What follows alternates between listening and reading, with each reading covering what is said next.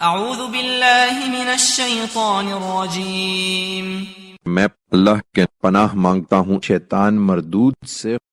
وَكَذَلِكَ أَنزَلْنَا إِلَيْكَ الْكِتَابَ فَالَّذِينَ آتَيْنَاهُمُ الْكِتَابَ يُؤْمِنُونَ بِهِ وَمِنْ هَؤُلَاءِ مَنْ يُؤْمِنُ بِهِ وَمَا يَجْحَدُ بِآيَاتِنَا إِلَّا الْكَافِرُونَ۔ ہم نے اے پیغمبر اسی طرح یہ کتاب تمہاری طرف اتاری ہے، سو جن کو ہم نے اس سے پہلے کتاب سے نوازا ہے وہ اس پر ایمان لائیں گے، اور ان میں سے بعض اس پر ایمان لا بھی رہے ہیں، اور ہماری آیتوں کا انکار تو وہی کرتے ہیں جو انکار کا فیصلہ کیے بیٹھے ہیں۔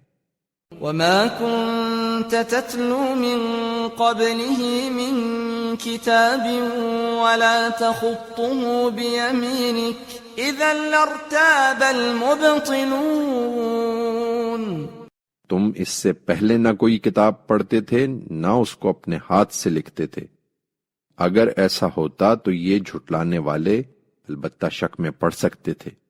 بل هو آیات بینات فی صدور الذین اوتوا العلم وما یجحد بآیاتنا الا الظالمون۔ نہیں، اس میں کسی شک کی گنجائش نہیں ہے، بلکہ یہ قرآن تو کھلی ہوئی آیتیں ہیں ان لوگوں کے سینوں میں جنہیں علم عطا ہوا ہے، اور ہماری آیتوں کا انکار تو وہی کرتے ہیں جو اپنی جانوں پر ظلم ڈھانے والے ہیں۔